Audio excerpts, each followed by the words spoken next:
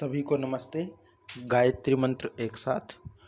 ओम भूर्भुवः स्वः तत्सवितुर्वरेण्यं भर्गो देवस्य धीमहि धियो यो नः प्रचोदयात्।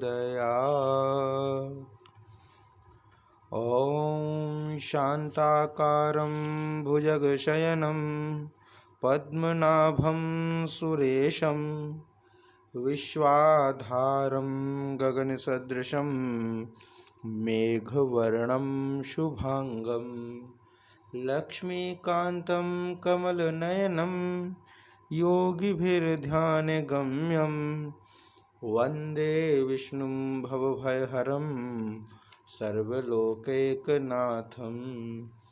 ॐ यं ब्रह्मा वरुणेन्द्ररुद्रमरुतः स्तुन्वन्ति दिव्यैस्तवैर्वेदैः साङ्गपदक्रमोपनिषदैर्गायन्ति यं सामगाः।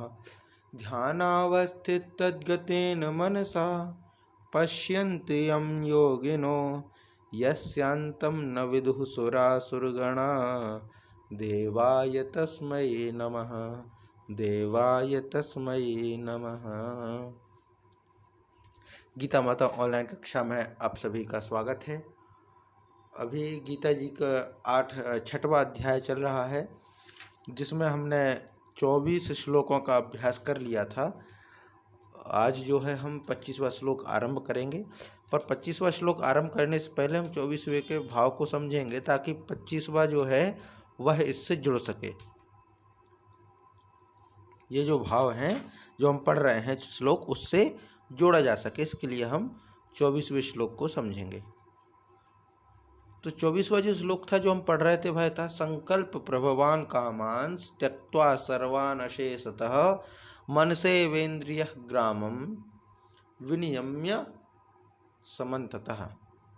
तो मनुष्य को क्या चाहिए कि संकल्प से उत्पन्न होने वाले जो कामनाएं हैं, तो संकल्प से उत्पन्न होने वाली जितनी भी कामनाएं हैं उन सभी कामनाओं को निशेष रूप से त्याग कर, माने ऐसा त्याग कर कि कुछ भी शेष ना रहे, निशेष रूप से त्याग कर मन से यानी मन के द्वारा इंद्रिय समुदायों को सब ओर से रोक करके, माने मन में किसी भी इंद्रिय समुदाय का चिंतन न करना, सभी प्रकार से इंद्रिय और उनके विषयों से मन को हटा करके, इतना ये था।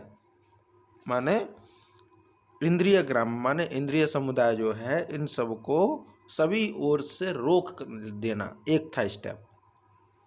तो पहला क्या था कि संकल्प से उत्पन्न जो सभी कामनाएं हैं उन सभी कामनाओं को निशेषतः त्याग करके मन को इंद्रिय ग्राम यानी इंद्रिय जो भी समुदाय है, इंद्रिय है, इंद्रियों के बाद फिर उनका जो विषय है, इन सब से अलग करते हुए सभी ओर से उसको रोक लेना, भली भांति उसको रोकना, मन को इंद्रिय समुदाय से रोकना। और रोक करके क्या करना, तो ये 25वां श्लोक फिर आगे कहता है कि मन को रोक लेना। और फिर क्या है, शनैः शनैः रूपमरेद उपरमेद बुद्धया धृति गृहीतया। शनैः शनैः उपरमेद बुद्धया धृति गृहीतया आत्मसंस्थं मनः कृत्वा, आत्मसंस्थं मनः कृत्वा न किंचिदपि चिंतयेत्। तो शनैः शनैः उपरमेद बुद्धया धृति गृहीतया आत्मसंस्थं मनः कृत्वा न किंचिदपि चिंतयेत, ये पूरा है। तो मतलब क्या है कि पहले वो हो गया, माने 24वें श्लोक में ये था कि संकल्प से उत्पन्न जो भी ये कामनाएं हैं उन सभी कामनाओं को निशेष रूप से त्याग करना, और फिर उसके बाद मन के द्वारा इंद्रिय समुदायों को सभी ओर से भली भांति रोक लेना, माने इंद्रिय समुदायों से मन को हटा लेना। और हटा करके फिर क्या करना, शनैः शनैः उपरमेत, अर्थात धीरे धीरे क्रम से अभ्यास करते हुए उपरति को प्राप्त होना, उपरति का अभ्यास करना। उपरति को प्राप्त होना अर्थात वैराग्य को प्राप्त होना, लेकिन धीरे धीरे, धीरे धीरे से अभिप्राय है मन को वैराग्य की ओर ये प्रेरित करना। एकाएक नहीं होगा, अचानक नहीं होगा कि अगले दिन से हमने जागे, हमारे मन में उत्सुकता है कि हम योग ध्यान करें तो अब हमारा मन जो है बाहर की वस्तुओं में ना लगे, ऐसा नहीं होगा। इसके लिए अभ्यास करना पड़ेगा। बाहर के संसार को, बाहर के जगत को हम ना फंसें इस बंधन में, इसके लिए यही है कि अभ्यास और वैराग दो चीजें हैं। तो वैराग कैसे बढ़ेगा? अभ्यास से। अभ्यास करना वैराग्य का, तो अभ्यास करते करते वैराग्य बढ़ेगा। अर्थात हम ये जो संसार का चिंतन है, जो मन के द्वारा हम करते हैं, इंद्रियों के द्वारा करते हैं, इसका चिंतन एकाएक धीरे धीरे उपरमेत मतलब धीरे धीरे उसको जो है छोड़ना, चिंतन को हटाना। शनैः शनैः शब्द यहाँ पे विशेष प्रयोग किया गया है। तो क्रम से और अभ्यास करते हुए उपरति को प्राप्त करना। किसके द्वारा? मन के द्वारा। उपरति अर्थात ये जो हमारा क्या कहते हैं, उपरति माने ये वैराग्य। रमत मतलब रमण माने रमन करना, इन्वॉल्वमेंट रखना उस चीज में। और उपरमेत उल्टा हो जाएगा, कोई इन्वॉल्वमेंट ना रहना, वहाँ हमारा कोई रमन ना रहना। रमन से अर्थात वहाँ पे हमारा कोई हिस्सा ना रहना, चिंतन नहीं रहना, हट जाना, वो होगा उपरमेत। तो शनैः शनैः उपरमेत बुद्धया धृति गृहीतया। धृति गृहीतया बुद्धया माने धैर्य ग्रहित, ग्रहित माने ग्रहण किया गई, धैर्य ग्रहण की गई बुद्धि। माने कैसी बुद्धि, कैसी बुद्धया? तो धृति गृहीतया बुद्धया माने जो धैर्य द्वारा तैयार की गई बुद्धि है, उसके द्वारा, धैर्य के द्वारा तैयार की गई जो बुद्धि है, उस बुद्धि के द्वारा मनः यानी मन को आत्मसंस्थम, आत्मसंस्थम अर्थात परमात्मा रूपी संस्था में, परमात्मा में स्थापित करके, आत्मसंस्थम यानी परमात्मा में स्थित करके, कृत्वा माने करके, किंचित अपि न चिंतयेत कुछ अन्य चिंतन ना करें, ये यहाँ पर कहा गया है। तो पहले तो ये कहा 24वें में जो बात थी, वह बात ये थी कि हमें जो है क्या करना है, बाहर के ये जो संकल्प से उत्पन्न जो ये इच्छाएं हैं, कामनाएं हैं, इनको निःशेष रूप से उनको शांत करना, त्यागना, शेष ना रह जाए। और उसके पश्चात मन को इंद्रिय आदि समुदायों में ना लगाना, रोक करके बाहर के जन समुदायों से मन को हटा करके धीरे धीरे क्या करना है, वैराग्य की ओर मन को प्रेरित करना। और धैर्य से जो बुद्धि तैयार की गई है, धैर्य यानी धृति गृहीतया बुद्धया माने धैर्य द्वारा ग्रहित की गई जो बुद्धि है, धैर्य द्वारा जो तैयार की गई जो बुद्धि है, उस बुद्धि के द्वारा मनः आत्मसंस्थानम कृत्वा, मन को आत्मसंस्थम अर्थात परमात्मा के चिंतन में स्थिर करके, कृत्वा माने करके, परमात्मा में स्थित करके, परमात्मा के चिंतन में स्थित करके, किंचित अपि न चिंतयेत, किंचित अर्थात कुछ भी, अपि माने कुछ भी, किंचित माने कुछ, अपि माने भी, किंचित अपि न चिंतयेत चिंता ना करो या चिंतन ना करो।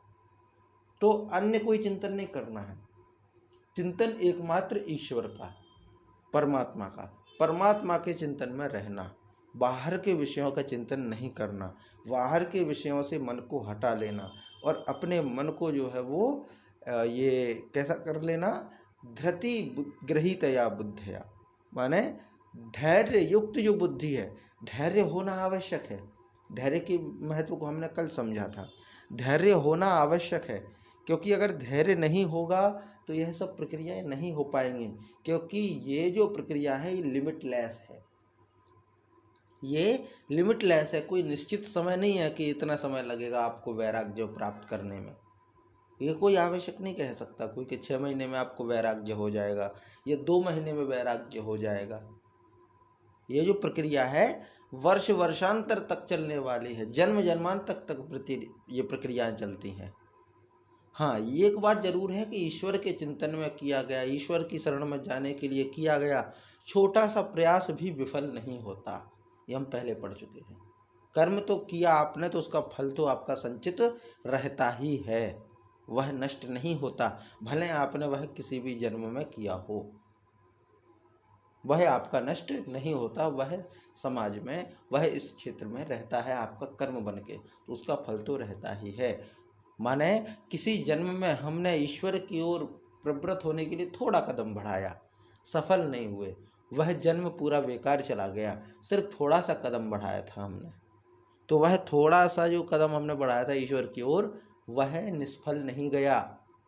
उस कर्म, उस जन्म में जो कर्म किया था वह वहाँ स्थिर है, और जब हम आगे अगले जन्म में करेंगे तो वह हमारे इस लेखा जोखा में ऐड है, हमारे प्रारब्ध कर्म के रूप में हमारे साथ में है।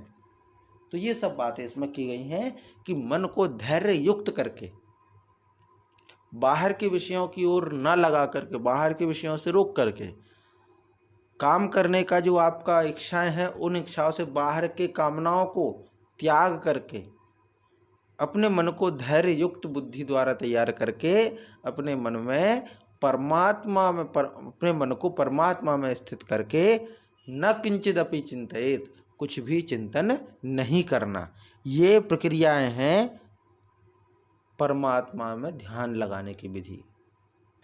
परमात्मा में ध्यान लगाने की विधि के अंतर्गत ये सब है। तो शनैः शनैरुपरमेद, शनैः शनैरुपरमेद, बुद्धया धृतिगृहीतया, बुद्ध्या धृतिगृहीतया, आत्मसंस्थं मनः कृत्वा, आत्मसंस्थं मनः कृत्वा, न किंचिदपि चिंतयेत, न किंचिदपि चिंतयेत। शनैः शनैरुपरमेद, शनैः शनैरुपरमेद, बुद्ध्या धृतिगृहीतया, आत्मसंस्थं मनः कृत्वा, न किंचिदपि चिंतयेत, न किंचिदपि चिंतयेत। जी, इसका पाठ कीजिए।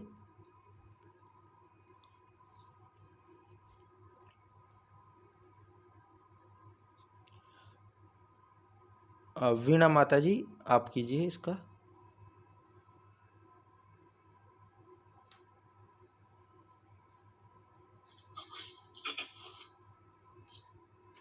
शनैः शनैः उपरमेत्, बुद्धया धृतिगृहीतया, आत्मसंस्थं मनः कृत्वा, न किंचित् अपि चिंतयेत्, न किंचित् अपि चिंतयेत्।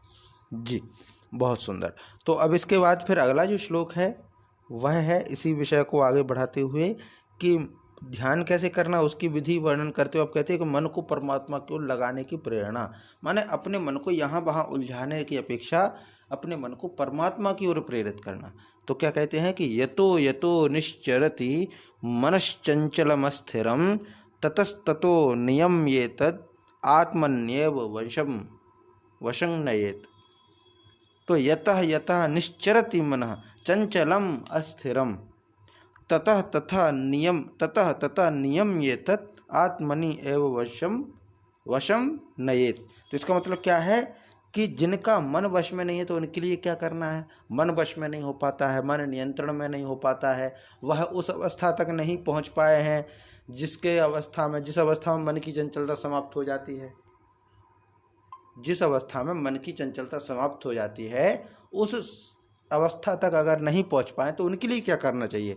तो क्या कहते हैं कि एतत् अस्थिरम चंचलम मनः, एतत् माने यह है, अस्थिरम, अस्थिरम माने जो स्थिर नहीं है ऐसा, क्या, चंचलम मनः, चंचल मन माने यह जो स्थिर न होने वाला जो चंचल मन है, माने ऐसा व्यक्ति जिसका मन चंचल है, स्थिर नहीं हो पाया है, उसके लिए क्या, यतः यथा निश्चरितम, जिस जिस में यह मन विचरित करता है, माने यह मन जो है चंचल है, स्थिर नहीं है।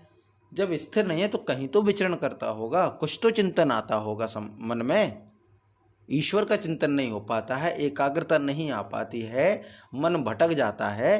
पर मन में कुछ तो लगता होगा, तभी तो हमारा मन भटकता जाता है। कि जैसे हम कहेंगे कि हमें ईश्वर का ध्यान करना है, तो ईश्वर का ध्यान करते करते कुछ और ध्यान में आ गया, कुछ और सांसारिक विषय ध्यान में आ गया।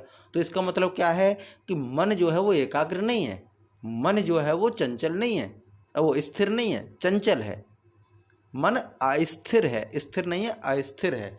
तो स्थिर मन न होने के कारण, चंचल मन होने के कारण मन यहाँ वहाँ के विषयों में चिंतन करता है। तो क्या करना चाहिए?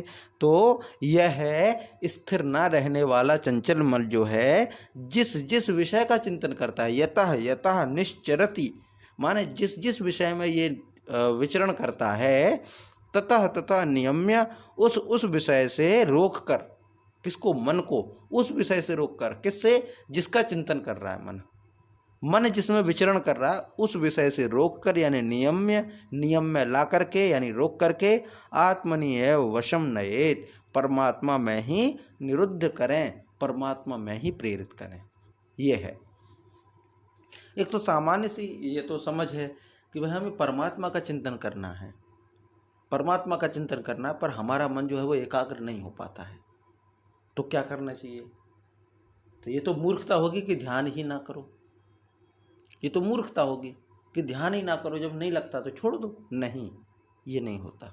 उसमें यह है कि ठीक है, आप ध्यान कीजिए, आपका मन चंचल है, एकाग्र नहीं हो पाता है, आपका मन अन्य विषयों में भटकता है, अन्य विषयों में विचरण करता है।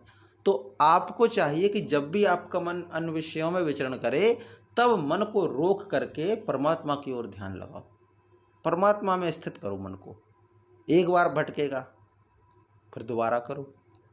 हो सकता है 2 मिनट तक लगा रहे ध्यान, या 2 मिनट भी ना लगे, 10 सेकंड लगा रहे, फिर भटक जाए, तो फिर उस वस्तु से, उस विषय से ध्यान को हटा करके, मन को हटा करके फिर परमात्मा की ओर लगाओ।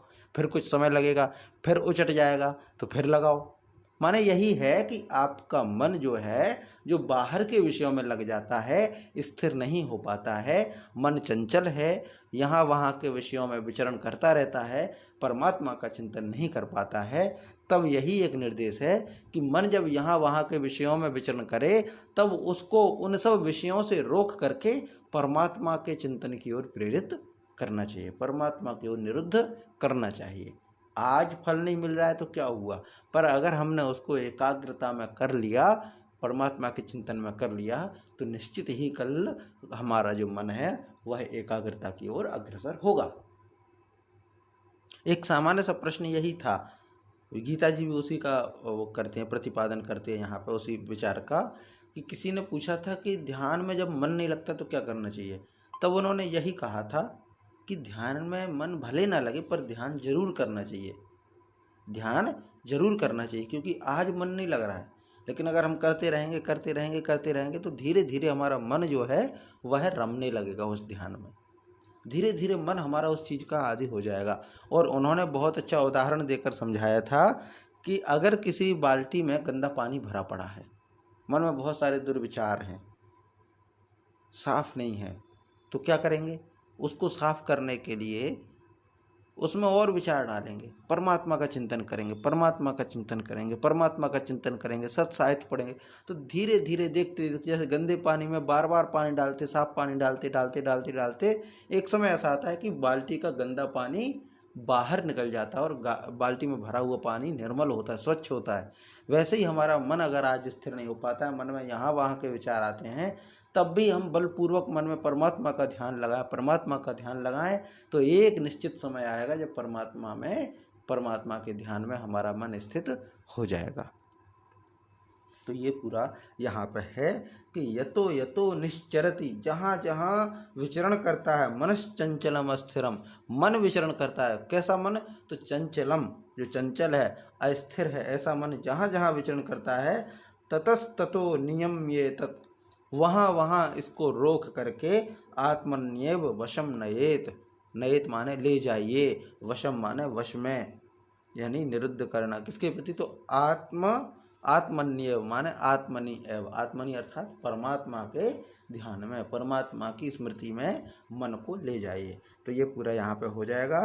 कि अगर मन अगर भटकता हो तो यही है कि परमात्मा का चिंतन करते रहना चाहिए।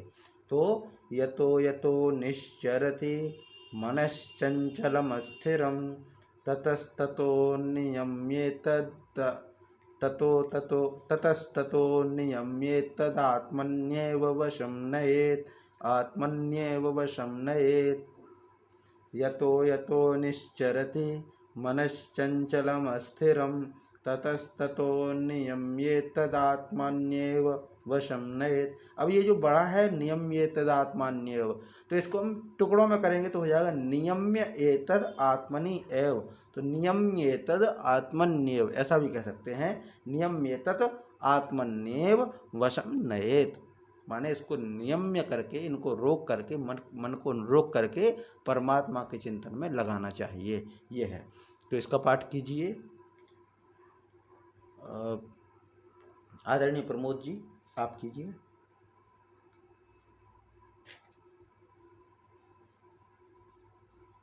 यतो यथा निश्चरति यतो यथा निश्चरति मनः चंचल अस्थितं मनश्चंचल स्थितं ततस्तो नियम्ये तदा मन्येव ततस्तो नियम्ये तदा मन्येव वशं नयेत्।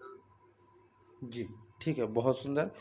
इसको टुकड़ियों में देख करके और करेंगे अभ्यास तो हो जाएगा जी। अब आगे यही है, आगे जो 27वां जो श्लोक है वह है ध्यान योग से उत्तम अत्यंत सुख की प्राप्ति। तो क्या है कि प्रशांत मनसम येनम योगिनम सुखमुत्तमम उपैति शांत रजसम ब्रह्म भूतम अकल्मषम। तो क्या है, अब ये पहले क्या कहा था कि मन को जो है बाहर के विषयों में, जिन विषयों में मन का रमन होता है उन विषयों से मन को हटाना है और परमात्मा के चिंतन में ही निरुद्ध करना, परमात्मा के चिंतन में ही मन को लगाना है। और आगे क्या कहते हैं, प्रशांत मनसम येनम ही एनम, ऐसा हो जाएगा हेनम ही एनम। तो प्रशांत मनसम अर्थात जिसका मन भली भांति प्रशांत है यानी शांत है, जिसका मन भली भांति शांत है, और अकल्मषम जिसके मन में कोई पाप नहीं है, पाप से रहित है, शांत है और पाप से रहित है। शांत रजसम जिसका रजोगुण भी शांत हो गया है। एनम यानी इस ब्रह्मभूतम सच्चिदानंद ब्रह्म के साथ एकीभूत हुए योगिनम यानी योगी को उत्तमम सुखम उपैति, उस योगी को उत्तम आनंद प्राप्त हो जाता। अब ये कहा गया है, माने सुख की प्राप्ति कैसे मिलती है, तो कहा है कि परमात्मा का चिंतन करो। क्यों? क्योंकि जिसका मन भली भांति शांत है, जो मन पाप से रहित है, जिसके मन में कोई पाप नहीं रहता। और पाप कब नहीं रहेगा, जब सांसारिक विषयों का चिंतन नहीं करेंगे। सांसारिक विषयों का चिंतन नहीं करेंगे तो आसक्ति नहीं होगा, काम क्रोध नहीं होगा, वासनाएं नहीं होंगी। जब ये सब नहीं होगा तो पाप नहीं रहेगा, कोई दुर्भावना नहीं रहेगी, मन पाप से रहित हो जाएगा, मन का रजोगुण तत्व जो है समाप्त हो जाएगा। फिर जो सच्चिदानंद ब्रह्म के साथ जब एकीकार हो जाएगा मन, परमात्मा का चिंतन करते करते हमारा जो मन है वह कैसा हो जाएगा, एक स्थिति के बाद वह हो जाएगा परमेश्वर यानी ब्रह्म के साथ एक ही भाव हो जाएगा। मन में जब परमेश्वर का ध्यान रहेगा तो धीरे धीरे परमेश्वर का अंश हमारे मन में आना शुरू होगा, उनके भाव आना शुरू होंगे। तो ऐसा योगी जिसने परब्रह्म का एकाकार कर लिया, एकीकार कर लिया, साक्षात्कार कर लिया, तो वह उत्तमम सुखम उपैति, वह योगी उत्तम सुख को प्राप्त हो जाता है।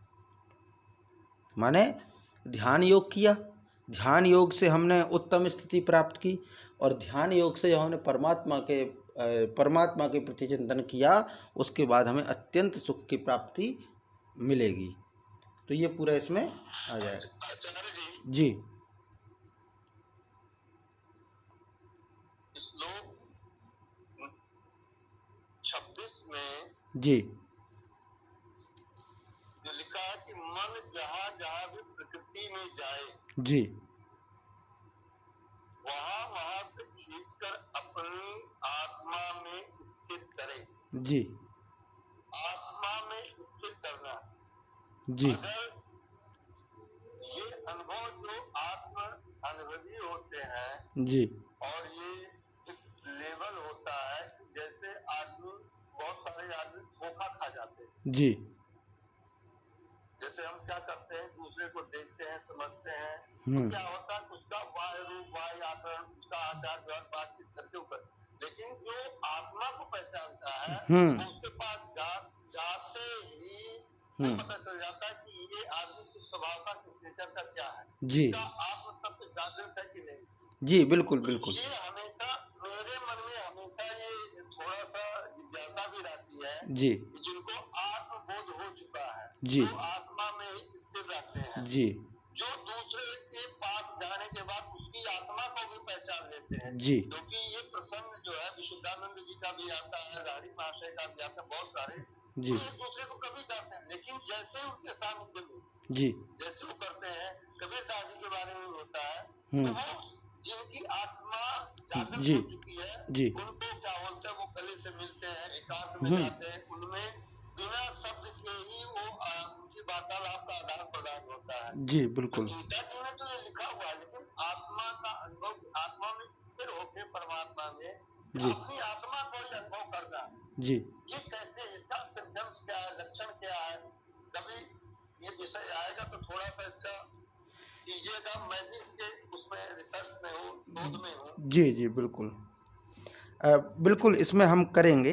और दूसरा जो मुझे इसमें लगता है कि आत्मा और परमात्मा में पहले भी हम इस पर चर्चा कर चुके हैं। अब हो सकता है इसमें मान्यता अलग हो या मैं गलत हूँ, पर मुझे ऐसा लगता है आत्मा और परमात्मा में कोई विशेष अंतर नहीं है। अंतर सिर्फ इतना कि हम आत्मा हैं और वह परमात्मा है। हम शरीर से बंधे हैं, जीव से बंधे हैं, इसलिए हम जीवात्मा हैं, और वह शरीर से मुक्त है तो वासनाओं से मुक्त है, कर्मों से मुक्त है, कर्म के फल से मुक्त है, और प्रारब्ध कर्म यानी सभी प्रकार के कर्मों से मुक्त है, इसीलिए वह परम है, इसलिए वह परमात्मा है। अब रहा चिंतन का, तो इसमें जो आत्मनि शब्द का प्रयोग है, ये परमात्मा के, ये जो गीता जी है, गीता प्रेस गोरखपुर से जो है, इसमें आत्मनि शब्द का अर्थ दिया है परमात्मा। आत्मनि शब्द का अर्थ आत्मा से भी हो सकता है कि स्वयं का चिंतन करें। ये स्वाध्याय जो है, स्वाध्याय किसी दूसरे का अध्ययन नहीं है, स्वाध्याय अर्थात स्वयं का अध्ययन है, स्वयं को जानना कि हम क्या हैं। और जब व्यक्ति स्वयं को जान लेता है तो ऐसा नहीं है कि हमें आपको जानने के लिए अलग से, जैसे आपने कहा ना कि जब व्यक्ति स्वयं का आत्मज्ञान हो जाता है, तो जब उसको कोई दूसरे व्यक्ति ऐसे मिलते हैं जिनको स्वयं का आत्मज्ञान है, और हमें भी कोई एक यहाँ तरफ का व्यक्ति है उसको भी आत्मा का ज्ञान है, तो जब ये दोनों आत्म तत्व को जानते हुए व्यक्ति मिलेंगे, तो ऐसा तो नहीं है कि मैं कोई यहाँ के व्यक्ति ने वहाँ के व्यक्ति की आत्मा को जाना, नहीं, इस व्यक्ति ने स्वयं की आत्मा को जाना, उस व्यक्ति ने स्वयं की आत्मा को जाना, पर चूंकि ब्रह्म तो एक है, आत्मा तो एक है, तो इसकी आत्मा और उसकी आत्मा एक हो गई, अंतर नहीं है। इसीलिए जब ये मिलते हैं तो बिल्कुल अनन्य भाव से मिलते हैं, माने उनको स्वयं में और दूसरे में अंतर नहीं दिखता। क्यों? क्योंकि वो आत्मा की अमरता, आत्मा की सर्वव्यापकता, ईश्वर तत्व की सर्वव्यापकता से परिचित होते हैं। ये एक थोड़ा सा मुझे ऐसा समझ में आता है। अर्थात अगर हम कहें, बिल्कुल आप सही कह रहे हैं, जी लेकिन इसमें यही है जी कि वो व्यक्ति चाहे आमने सामने हो, या वो व्यक्ति मान लो कि यहाँ से लंदन, अमेरिका, कहीं पर भी किसी भी कोने पर हो जी इस जी सृष्टि में, जी जिसको अपनी आत्मा का बोध हो जाता है, जी अगर वो मान लो किसी के बारे में जानना चाहता तो वही बैठा बैठा पता लगा लेता है जी कि वो अभी दुख में है, तकलीफ में, उसको संकट में क्या होता है, उसको यहीं पर बैठे बैठे उसका भी पता चल जाता है। लेकिन यही है कि खुद के बारे में बिना जाने दूसरे के बारे में जानना बड़ा मुश्किल काम है, बिल्कुल ये बड़ा difficult। जी बिल्कुल सही है, ये बिल्कुल आपने सही कहा है कि जब मन से किसी का या आत्मा से जिसका जुड़ाव हो जाता है, आत्म तत्व के साथ जिससे जुड़ाव हो जाता है, उसके लिए शारीरिक दूरियां या भौगोलिक दूरियां कोई मायने नहीं रह जाती।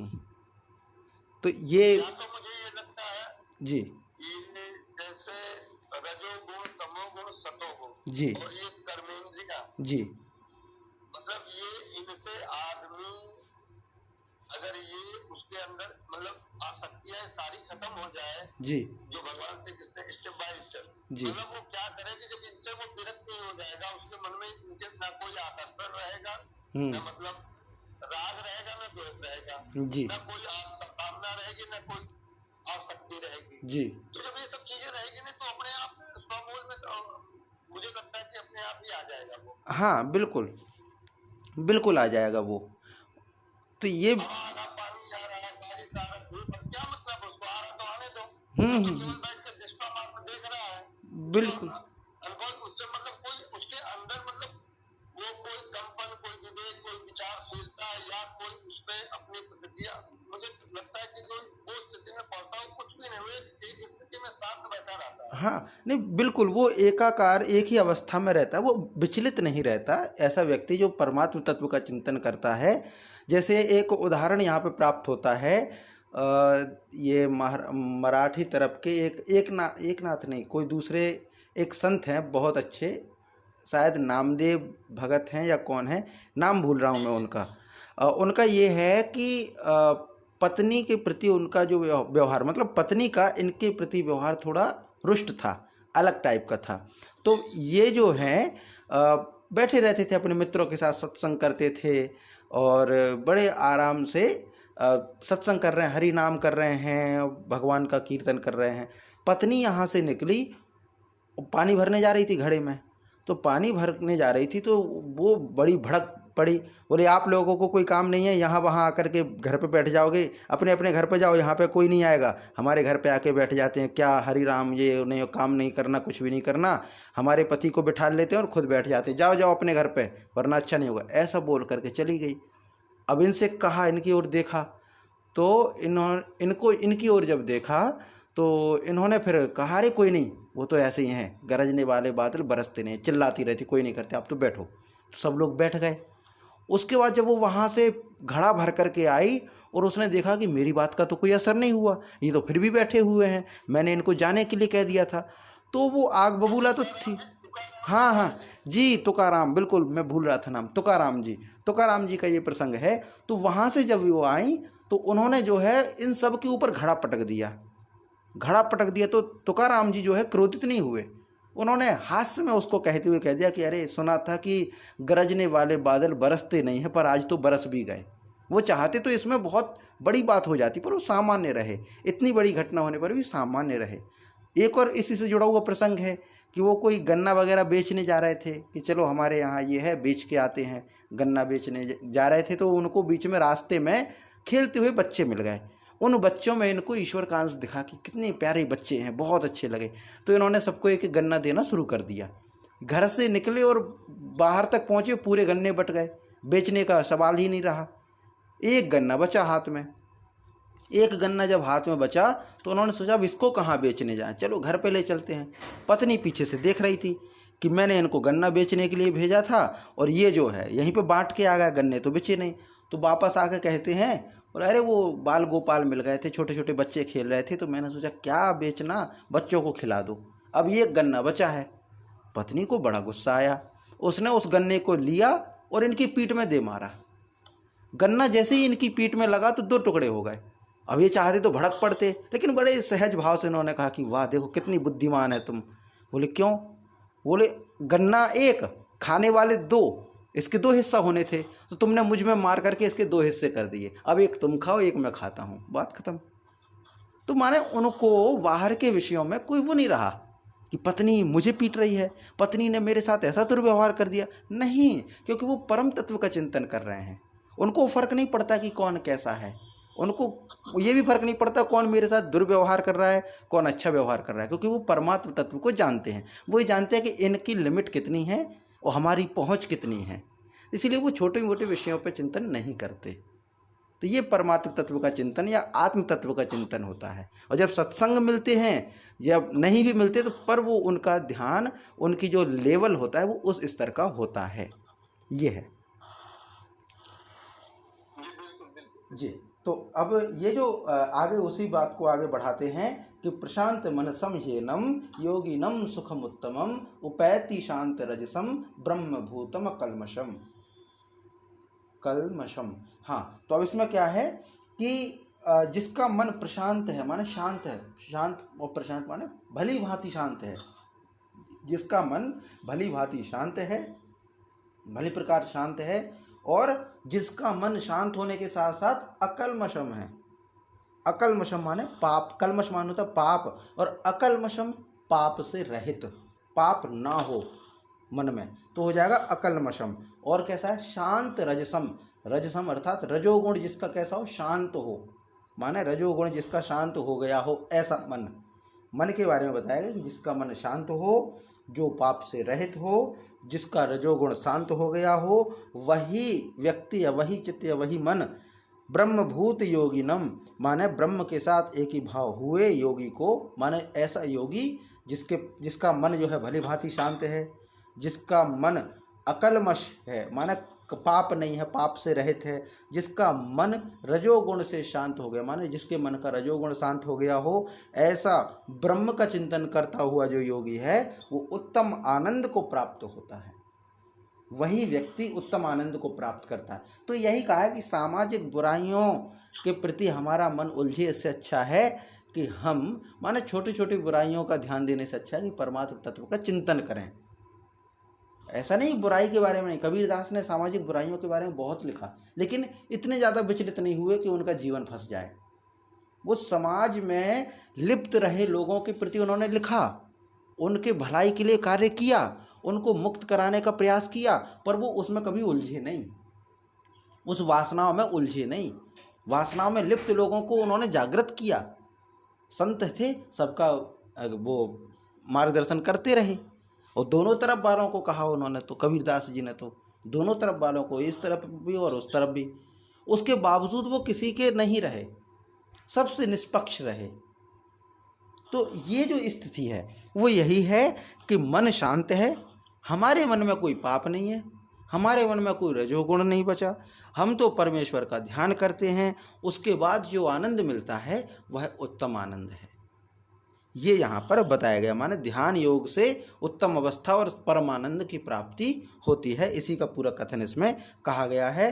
तो इसको एक विस्तृत तरीके से कहा गया, विशेष तरीके से, कि जिसका मन शांत है, जिसका मन पाप से रहित है और जिसका रजोगुण शांत हो गया है, ऐसा योगी जो ब्रह्म तत्व के साथ ध्यान में रहता है, माने सच्चिदानंद घन ब्रह्म के साथ एक ही भाव में है, एक ही भाव माने एकाकार हो गया हो, जिसका एकाकार से अर्थात परमात्म तत्व और वही आत्मा में चिंतन होने लगे, जो ब्रह्मांड में है, ब्रह्मांड व्यापी है, वही पिंड में है, लेकिन जब ये एक होने लगे कि वहाँ भी एक और यहाँ भी एक, तो हम कहेंगे कि एकाकार हो गया। एकाकार हो गया माने वह जो बड़ा महासागर है जिसको हम परमात्मा कहते हैं, और हम जो छोटी सी बूंद है, जब दोनों एक होने लगें, जब इस बूंद को ये ज्ञान पता चल जाए कि जो मेरे अंदर है वही वह है, तो फिर वो अलग नहीं रह जाते, फिर वो कहते हैं कि जैसा वह है वैसा ही मैं हूँ। सो हम, एक शब्द है सो हम, माने जो वह है वही मैं हूँ। सो अर्थात सह, अहम माने मैं, वही मैं हूँ, ये होता है एकाकार होना। उस तत्व को जानना और स्वयं को जानना, यही है योग, यही है एकाकार। तो ये जब एकाकार होता है योगी को, तभी उसको परमानंद की प्राप्ति होती है। और जिसको ये एकाकार नहीं होता, वो भटकता रहता संसार में, सुख दुख में भटकता रहता, उसको सब प्रकार के कष्ट मिलते रहते हैं और जीवन व्यतीत करते रहते हैं। वो जिंदगी तो कटती है, जिंदगी तो पशुओं की भी कटती है, जिंदगी एक संत की भी होती है। तो ये रहता है यहाँ पे कि मन जिसका शांत हो गया हो, पाप से रहित हो, जिसका रजोगुण शांत हो गया हो, जो सच्चिदानंद ब्रह्म के साथ एक ही भाव के साथ हो, ऐसे योगी को परमानंद प्राप्त होता है। तो प्रशांत मन संह्येनम, प्रशांत मन संह्येनम योगिनम सुखमुत्तमम उपैति शांत रजसम ब्रह्मभूतम कल्मषम। प्रशांत मन संह्येनम योगिनम सुखमुत्तमम उपैति शांत रजसम ब्रह्मभूतम कल्मषम। जी मधुमाता जी आप पाठ कीजिए इसका।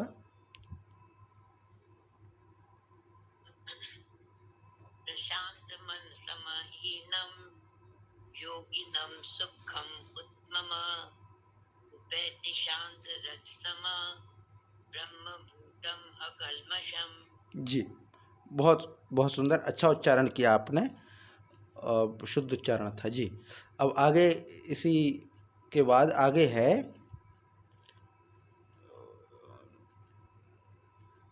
ये जो 28वां है, वह है हमारा युंजन नेवम सदात्मानम योगी विगत कलमशः सुखेन ब्रह्म संस्पर्शन अत्यंतम सुखमश्नुते।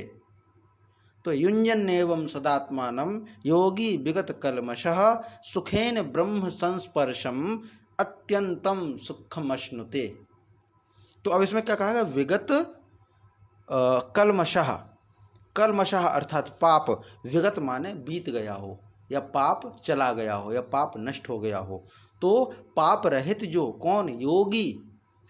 जो पाप रहित योगी है वह है, जो पाप रहित योगी है वह एवं इस प्रकार सदा माने निरंतर आत्मानम युञ्जयन, आत्मा को परमात्मा में लगाता हुआ, युञ्जयन माने लगाता हुआ, युञ्जयन अर्थात योग करता हुआ, जोड़ता हुआ।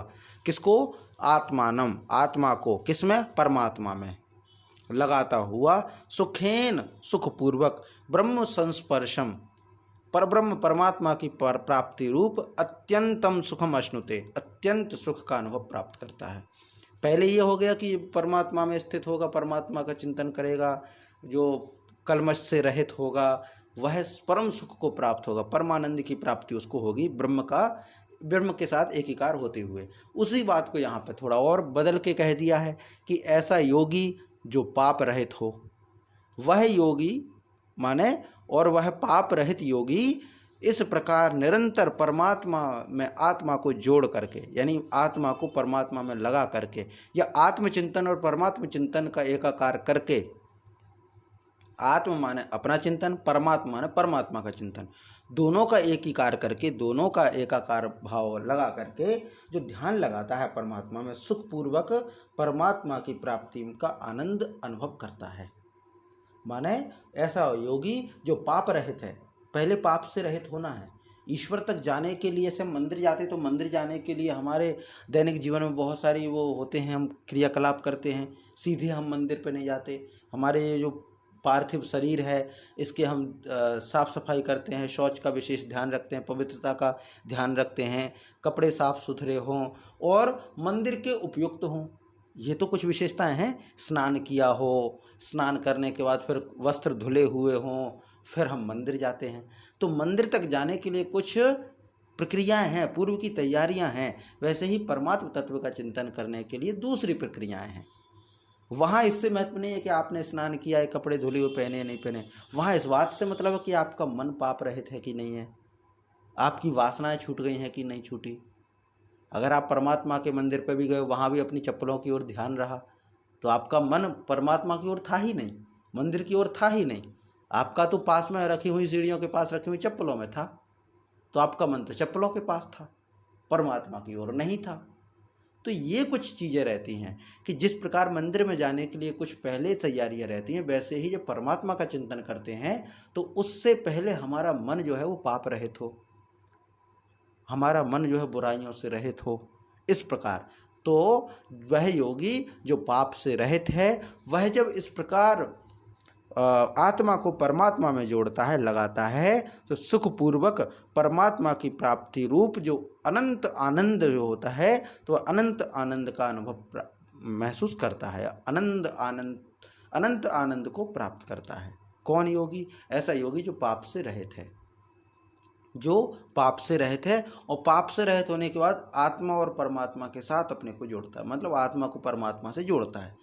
जोड़ने का मतलब ये नहीं कि हम वहाँ ले जा रहे हैं, नहीं, हम स्वयं और समाज में व्याप्त जो परमात्मा, उस दोनों का चिंतन करना, दोनों को एक समझना, इस बूंद का, बिंदु का सिंधु से मिलन, कि मैं बिंदु हूँ और मेरा जो परमात्मा है वो सिंधु है, हम एक हैं, हमारे बीच में कोई अंतर नहीं है। ये भाव जब जागृत होने लगता है तो अत्यंत सुख प्राप्त होता है, अत्यंत सुख प्राप्त होता है। ये पूरा यहाँ पर कहा गया कि युञ्जन एवं, युञ्जन माने जोड़ना, एवं इस प्रकार सदात्मानम, सदा माने निरंतर, आत्मानम माने स्वयं को, युञ्जन एवं किससे? परमात्मा से जोड़ना। योगी कौन सा योगी? तो विगत कल्मषः माने जिसके पाप नष्ट हो गए हैं, ऐसा योगी अपनी आत्मा को निरंतर परमात्मा से जोड़े और सुखेन ब्रह्म संस्पर्शम अत्यंतम सुखम अश्नुते। तो सुखेन माने सुखपूर्वक वह जब परमात्मा का चिंतन करता है,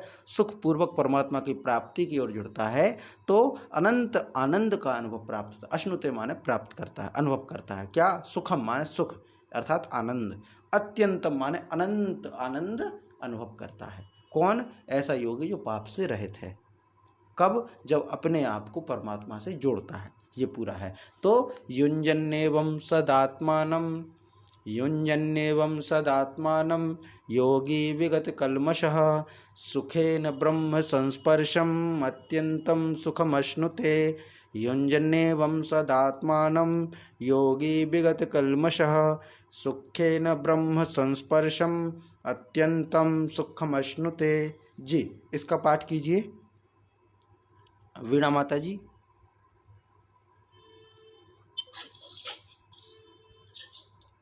युञ्जन्नेव सदात्मानं योगी विगत कल्मषः सुखेन ब्रह्म संस्पर्शम् अत्यन्तं सुखम अश्नुते, अत्यंतम सुखम अश्नुते। जी, बहुत अच्छा उच्चारण हो रहा है आपको, बहुत बहुत बधाई हो। अच्छा अभ्यास है आपका और परिश्रम भी बहुत अच्छा है। जी जी। अब आगे जो है 29वां जो श्लोक है वह है जो सांख्य योगी के व्यवहार की स्थिति का वर्णन करता है।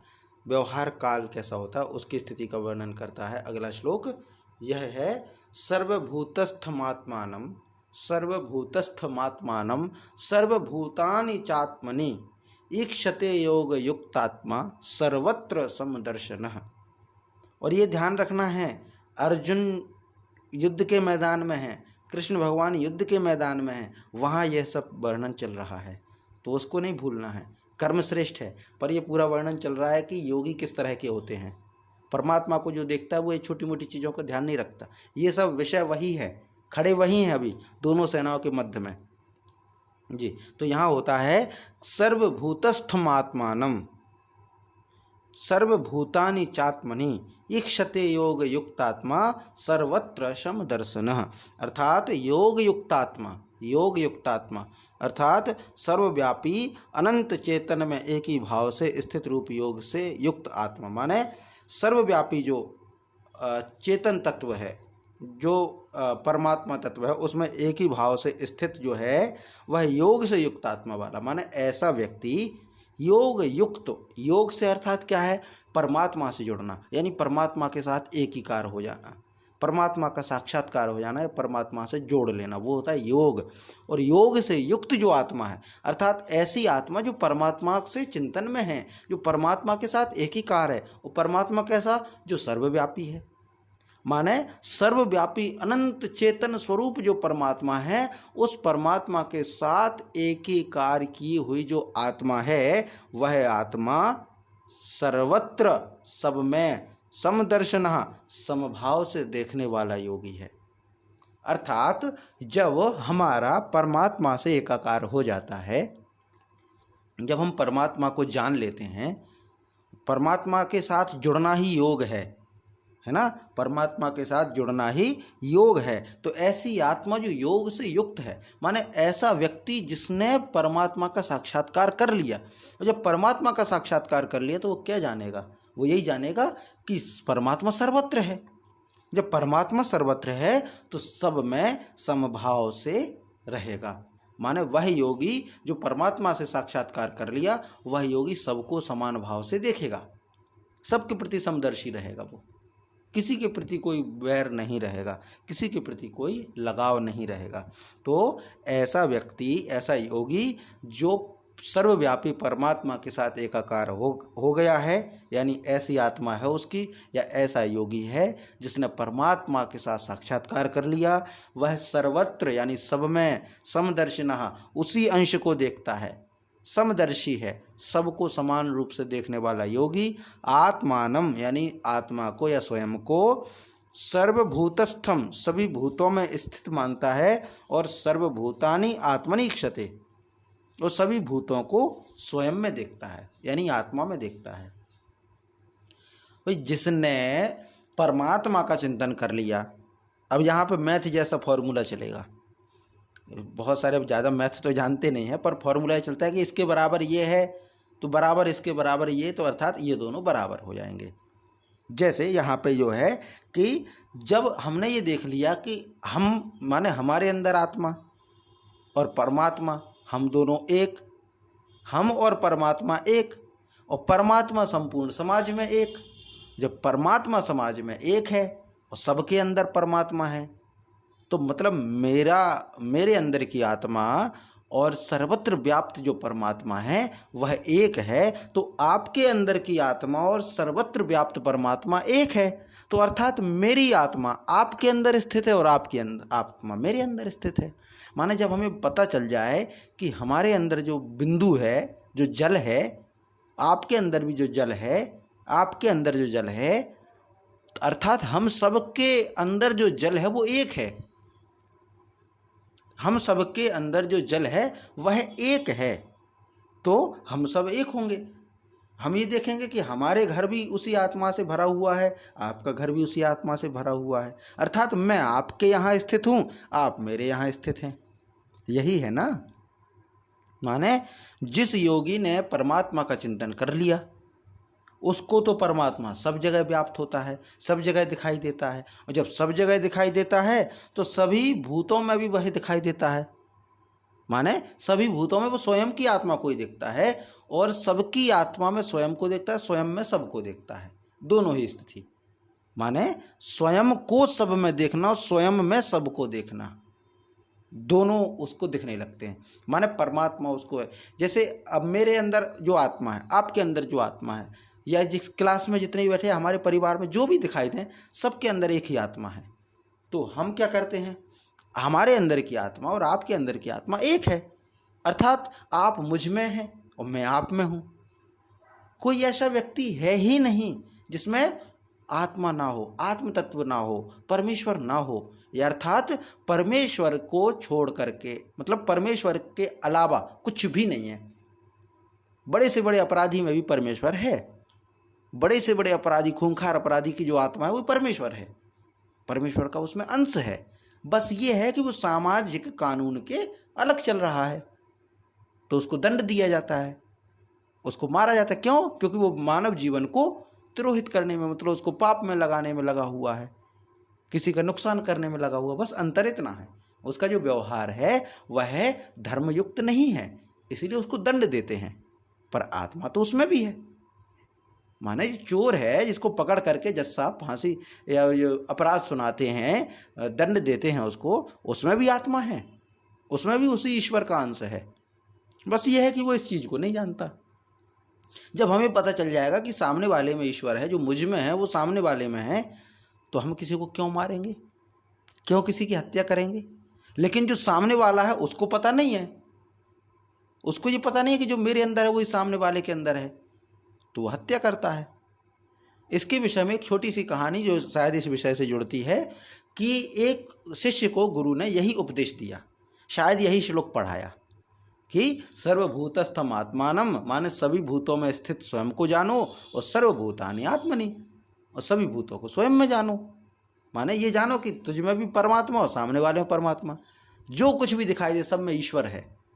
तुम में ईश्वर है और सामने वाले में ईश्वर है, गुरु जी में भी ईश्वर और शिष्य हैं उनमें भी ईश्वर, तुम्हारे मित्रों में ईश्वर है, चींटी में ईश्वर है, हाथी में ईश्वर है, गाय में ईश्वर है, हर जगह ईश्वर ही ईश्वर है। ये उपदेश किया। अगले दिन शिष्य जो है इसी अंदाज में गए कि सब जगह ईश्वर है, सब जगह ईश्वर है, तो जा रहे हैं जंगल में।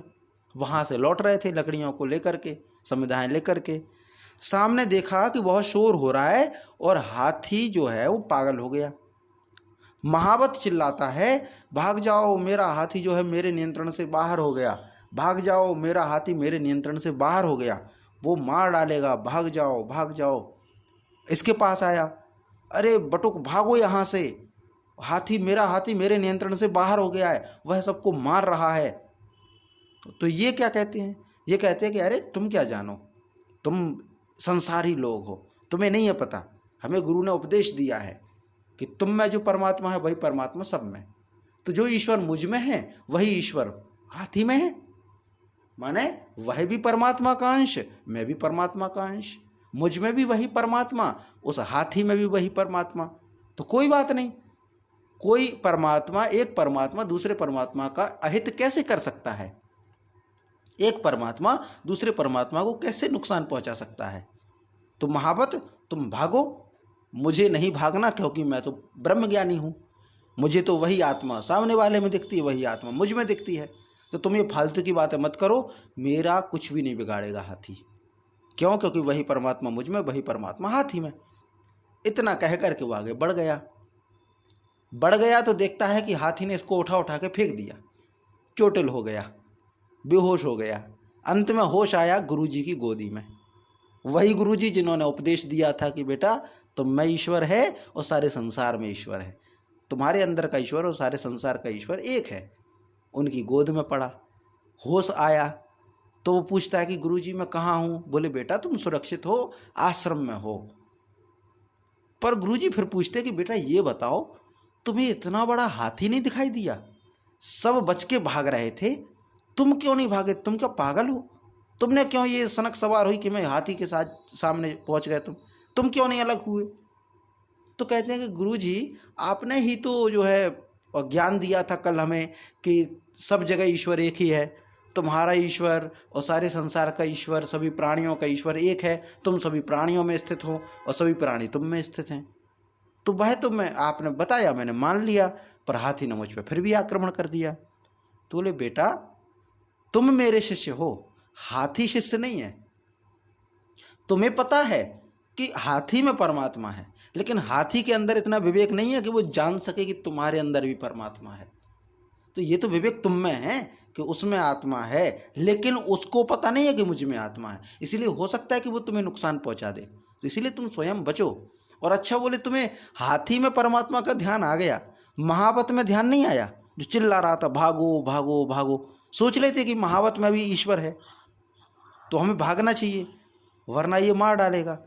तो ये जो चीज़ें हैं हम तो मानना चाहिए कि सामने वाले में ईश्वर है, लेकिन सामने वाले की स्थिति का भी आकलन कर लेना चाहिए। सामने वाले का कितना लेवल है इसको जान लेना चाहिए। बिना इसको जाने हम व्यवहार करें तो नुकसान कई बार हमें होता है। तो ये यहाँ पे कहा गया है। यहाँ पे तो सकारात्मक पक्ष में कहा गया कि समदर्शी बनिए, लेकिन इस पक्ष को भी बहुत ज़रूरी है जानना कि हम किसको क्या ज्ञान दे रहे हैं, हम किससे क्या अपेक्षा कर रहे हैं।